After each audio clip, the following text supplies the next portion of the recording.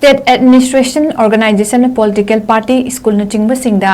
Gandhi Jayanti Haina Non-Violence Day gi numit asida Ukhrul District ki Khundung amasung Khunfung village da ngasi thokiba laibak thiba thodokta Kunja ani ga loinana Manipur Rifle ki personnel ama sikibabu lengak na control tawba ngamdabadagini haina maral sibaga loinana Manipur Pradesh Congress Committee gi maike digi awaba nungaitabasu fongdorakli ophamasi ngasi khudaki oiba press meet ama kauraduna Congress Bhavan da pangthokiba pangmisinga unabada Manipur Pradesh Congress Committee gi President 𝗟𝗘𝗜𝗓𝗓 fongdokibani loinana lengak na control tawba ngamdrabasu isa isana aikhoi masel ama khaktani aikhoi amaga kaina bai yaroi haiba wakhalon ga loinana ingna chikna santi oina laiminana ba hotnasi hainasu khulani gi mioi singda 𝗟𝗟𝗓𝗓 apil torakli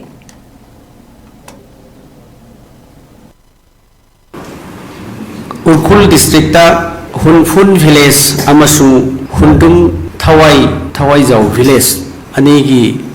khana chainaba thodok amada hauju phawada village ki khunja ani sigre amasu Manipur Rifle gi personnel ama sire haiba pau tabada masiga mari leinana Manipur Pradesh Congress Committee gi side gi yamna nungaitaba phongdokpa amasu thodok asi yamna painful loiba yamna thamoi shokpa adagi yamna awaba phongdokpa siga mari leinana thamjari me gi tang ahum dagi shoktuna leiraba adagi bifung khudimaki awaba sei thing kaya leiriba tanja asida amukasu khudakta hekta accident ama dauna thokpasu nataba ngarang dagi information intelligence ki pausi karigi leitabano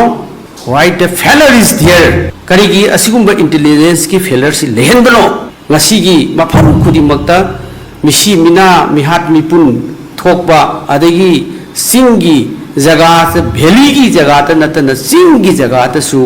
administration tawangam draba intelligence fail oibasi karigino central gi force myam leiba singda su leibani adagi state ki force leibani adagi singda su paramilitary forces myam leibani ngarang ki thodok tu degi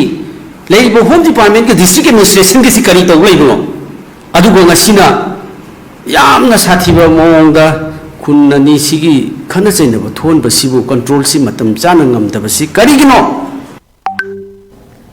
Amadi former Minister Samuel Jendainasu nungaitaba pendaba wafam kaya thamlakli mahakna haikibada asigumba thodok tholakpa yana leire haiba information piram laba phawba district administration na khongthang amata lokhat hodaba haibasi yamna chauna asoiba amani haina hairaduna haujiki Manipurda oiriba phibam masidadi state ki lengak pairiba ataw asang singa mafam khuding makta kari thokli haiba paw fawnaduna kupna senagadaba matamasida asigumba thodok thokpa yamna nungaijati hainasu fongdorakli masigi thodok asi nungaitaba haibabu masigi thodok asi thokpa yana leye haibasi information piram laga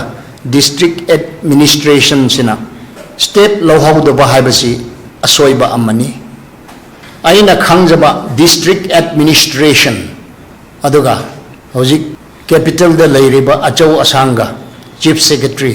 hojik ki phibam dadi every now and then kari development leibano haina update tawraga masi coordinate tawraga thabak si pangthok ton leigadabani adubo masi gumba leitaba maongda masi thoki maram aduna I am really sorry for the failures of law and order situation in the state of Manipur Maramaduna hojik sikeba imung aduga khunja ani sida Manipur Pradesh Congress na urge tawning bana thokpadi thokre adubu amuk sangsil lakadaba punsi asida amaga khannabagi wakhallondo kharama lepsi aduga peace ki damakta ekhoi tanja se khara pirga panse habasi aina khunja ani da ipa ipu ima iben nakoida ai masigi press conference ki through the I request to